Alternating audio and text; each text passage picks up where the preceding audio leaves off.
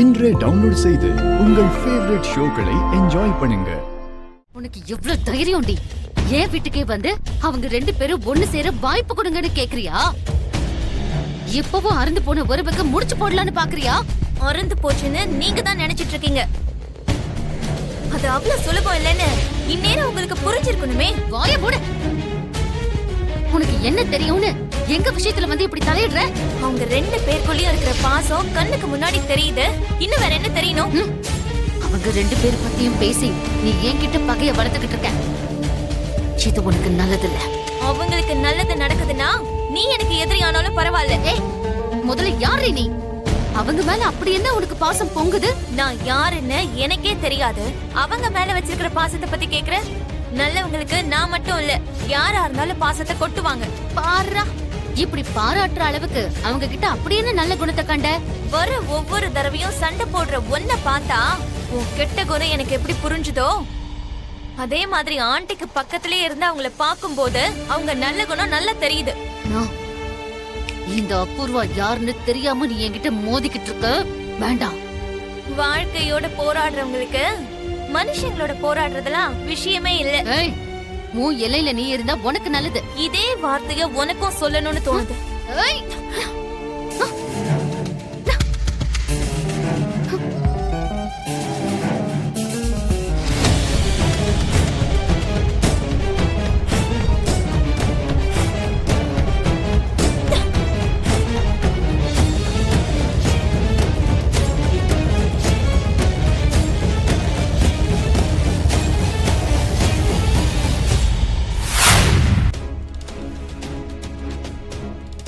சாரதா ஆண்டியும் அவங்களோட கணவர் கிருஷ்ண பிரசாத் சாரையும் ஒன்னு சேர்ந்து இருக்கிறதுக்கு நீங்க தான் ஒரு வாய்ப்பு கொடுக்கணும்.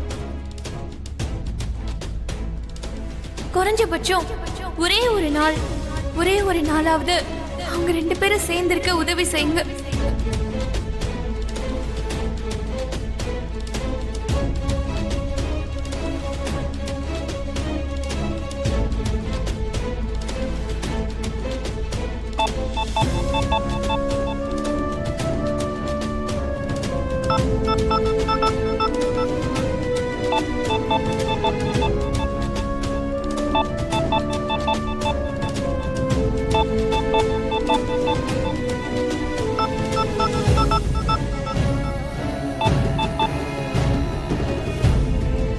ஹலோ, சாரதாவா? ஆமா, நீங்க யார் பேசுறீங்க? யாருன்னு தெரியாம எங்க வீட்டுக்கு நீ ஆள் அனுப்பி வைக்கிறியா?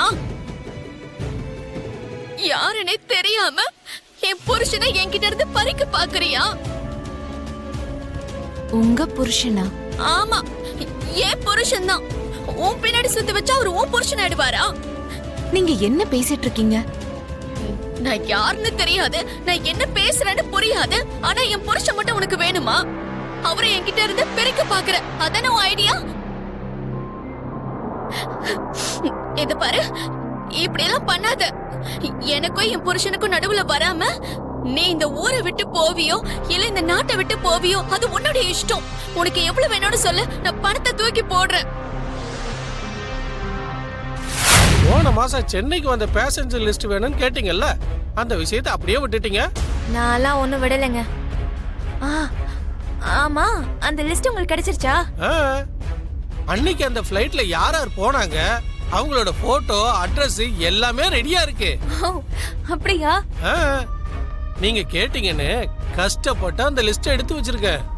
சீக்கிரமா எனக்கு கொடுக்க வேண்டிய பணத்தை கொடுத்துட்டா அந்த லிஸ்ட உங்ககிட்ட கொடுத்துறேன். நான் வாங்கிக்கிறேங்க. எனக்கு அந்த லிஸ்ட் ரொம்ப ரொம்ப முக்கியங்க. ஏங்க, லிஸ்ட் தேவைன்றதுக்காக உங்க இஷ்டத்துக்கு வந்து கேட்காதீங்க. நான் எப்பவும் 2-3 நாளைக்கு ஒரு வாட்டி அந்த ஃபைல்ஸ் எல்லாம் டெலீட் பண்ணி விட்டுருவேன். ஐயோ, வேண்டாம் வேண்டாம், நீங்க எதுவும் டெலீட் பண்ணாதீங்க. ஏங்க, நீங்க சீக்கிரம் வந்தீங்கன்னா நான் அதை கொடுத்துட போறேன். லேட் பண்ணா என்னால எதுவும் பண்ண முடியாது. நான் கிளம்புறேன். இப்ப நான் அவர்கிட்ட கொடுக்கறதுக்கு பணம் எங்க இருந்து வாங்குவேன்? டீச்சரா நீ வேலை பாக்குறல்லமா, அதுக்கு நீ அட்வான்ஸா கேட்டு வாங்கிக்கோ. கொடுப்பாருங்கறீங்க? ஏமா கொடுக்க மாட்டான்? கேட்க வேண்டியது உன் உரிமை, கொடுக்க வேண்டியது அவன் கடமை. வேற வழி இல்ல.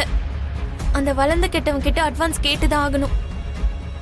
இதுக்கு என்ன சொல்ல போறானோ, இப்ப என்ன மூட்ல இருக்கானோ தெரியல. அவளுக்கு கொஞ்சம் அட்வான்ஸ் தேவைப்படுதானே? அவ ஆடுற டான்ஸுக்கு அட்வான்ஸ் வேறயா? முடியாதுன்னு சொல்லி அனுப்புறா. ஆ, அப்படிங்கிற இன்னொரு வாட்டி யோசிச்சு பாரு. நீ உள்ள வர சொல்றா, நானே சொல்றேன். ஆ, எதுக்கு வேணாம், நான் இருக்கேன்ல, நானே பாத்துக்கிறேன். கொடுத்தாரா? ஆ, அது ஒரு மாசத்துக்கு அப்புறம் கொடுத்தா ஓகேவா? ஒரு மாசத்துக்கு அப்புறம் கொடுத்தா சம்பளம்னு சொல்லுவாங்க. அதுக்கு பேர் அட்வான்ஸ் இல்ல. ஆ, தேவை இப்ப இருக்கிறப்போ அப்புறம் கொடுக்கறேன்னா எப்படி?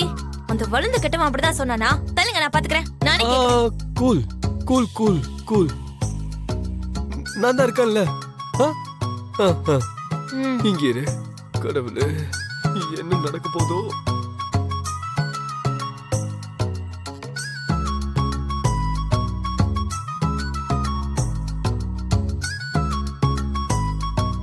போயிட்டாளா?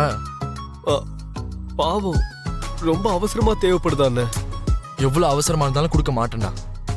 ஆ, பாவம், வயசு பொண்ணு, வாயை திறந்து கேட்டிருக்கா. ஆம்பளைங்க இல்லைன்னு சொல்லக்கூடாது. டேய், ஆ, ம். ஆ, ஏதோ கொஞ்சம் எழுதி கொடுத்துருன்னு.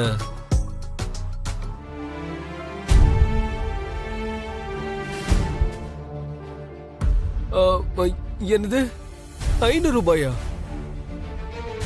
50 ரூபா எழுதுனா நல்லா இருக்காதுல்ல, அதான் 500 ரூபா எழுதிருக்கேன். ஆ, அதெல்லாம் நான் எழுதிக்கிறேன். நீ ஒரு கையெழுத்து மட்டும் போட்டு கொடுத்துரு போதும்.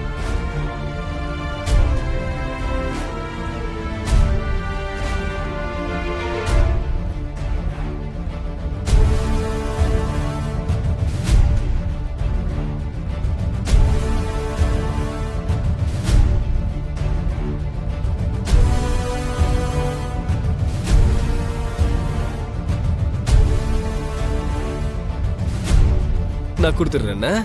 ம். கொடுத்துட்டாரா? ஆ, இந்தா. தேங்க்ஸ்ங்க. ம். ம். ஆமா, எனக்கு தேவை 50,000 ரூபான்னு எப்படி அவ்வளவு கரெக்டா தெரிஞ்சுக்கிட்டீங்க? ஆ, அது மனசுல அன்பு இருந்தா நம்ம விரும்புறவங்களோட தேவைகள் தன்னால தெரிஞ்சிடும். அப்படிதான். ஆ. இனிமே உனக்கு ஏதாவது தேவைப்பட்டா என்கிட்ட கேளு. அதை விட்டுட்டு இப்படி திடீர்னு ஆபீஸ்க்கு மட்டும் வந்துடாத ப்ளீஸ். ம். நான் அவரோட தங்கச்சிக்காக தானே வேலை பாக்குறேன். அது அவனுக்கு பாஸ் நான் தானே. எனக்கு சம்பளம் கொடுக்க வேண்டியது அவரு தானே. அது அவனுக்கு சம்பளம் கொடுக்கறது நான் தானே. சம்பளம் நீங்க கொடுத்தாலும் வேலை யார்கிட்ட பாக்குறோமோ அவங்க கிட்ட தானே கேட்கணும். சரி சரி, மோம் ப்ராப்ளம் இப்போ சால்வ் ஆயிடுச்சுல? ஆஹா, ஆயிடுச்சு. ஓகேவா? ஒரு அர்ஜென்ட் வேலை இருக்கு, நான் கிளம்புறேன்.